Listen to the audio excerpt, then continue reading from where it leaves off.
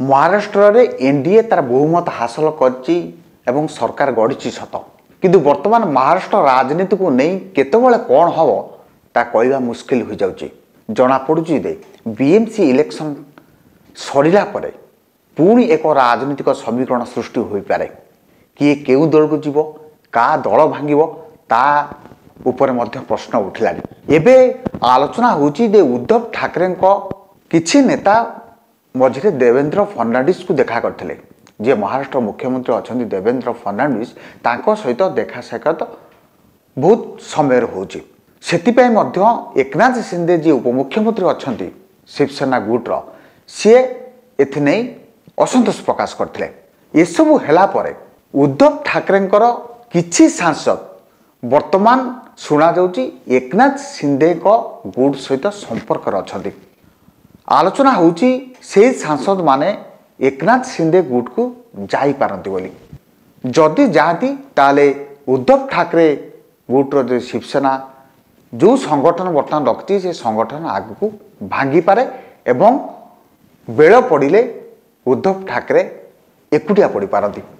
ये सब भितर आउ गोटे खबर बर्तमान आसुची भारतीय जनता पार्टी जी मुख्यमंत्री होती देवेंद्र फडणवीस एवं उपमुख्यमंत्री एकनाथ शिंदे तांको मध्यरे ठीक ठाक पड़ूना।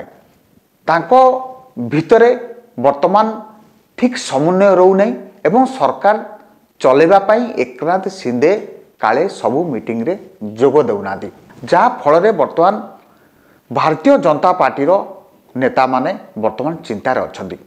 सेहितिपाई वर्तमान एकनाथ शिंदे वर्तमान चाहूँगी ते उद्धव ठाकरे किछि सांसद को आनिबा पाई एवं तांकर नेतृत्व को आउरी सुदृढ़ करिया पाई एवं महाराष्ट्र तांकर आउरी दबदबा बढ़ाइया पाई। सेहिपरि देवेंद्र फडणवीस मध्य तांकर गोटी चालना करुछंती। देवेंद्र फडणवीस मध्य एकनाथ शिंदेर गुट्रे थिबा उदय सावंत सी जो भलिया नेता तांकु वर्तमान हाथ में रखा चाहते।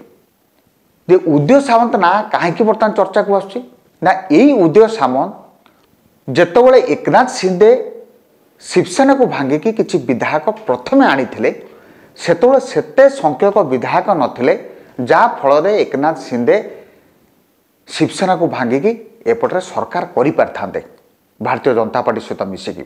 सेतबेले देवेंद्र फडणवीस मुंड खेलेकी शिवसेना ओरिजिनल शिवसेना उद्धव ठाकरे जो मुख्यमंत्री थे सेतबेले से गुट्र किछि नेता को फोन रे जोगाजोग करथिले जे तुमे पळे आस एकनाथ शिंदे किछि विधायक आनिचंती एवं सरकार भांगी जिबा थय अटे सेहितिपाई तुमे किछि विधायक एकनाथ शिंदे के सहित पळे आस।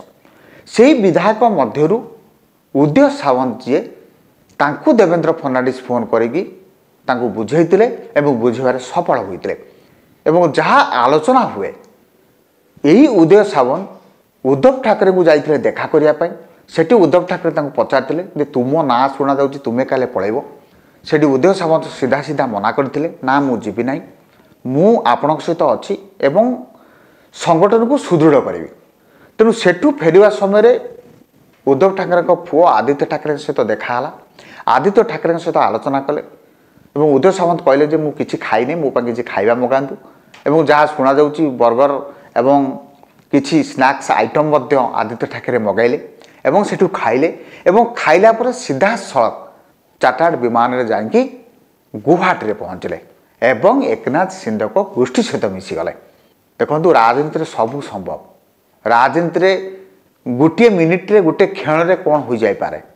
उद्धव ठाकरे सहित देखा कले पुओ को सहित देखा कले खाइले पदा को आसिले चार्टर्ड फ्लाइट रे गले एकनाथ शिंदे को गोष्ठी सहित मिसिले एवं वर्तमान यही फायदा बर्तमान देवेंद्र फडणवीस उठाइବାକୁ चाहते एवं यही उदय सावंत मध्य सी भी चाहते गोटे दबदबा नेता होगी महाराष्ट्र बाहर एवं देवेंद्र फडणवीस बर्तमान तांकु आगु को नेवाई सबू योजना चलाउछंती एवं जो सबू पारिपार्श्विक स्थिति एवं सरकार चलाइबा जो सबू निष्पत्ति बर्तमान उदय सावंत सहित भी आलोचना करछंती देवेंद्र फडणवीस।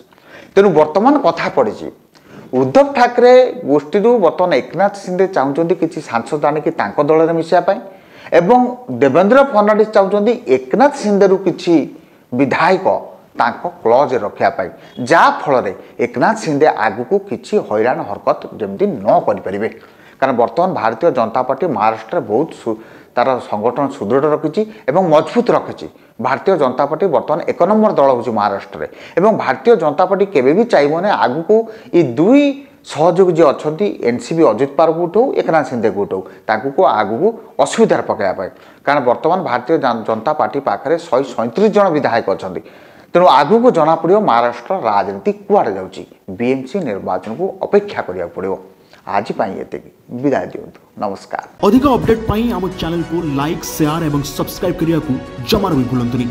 निर्भय सूचना निर्भयर सह सबुबले आपनक साथी रे।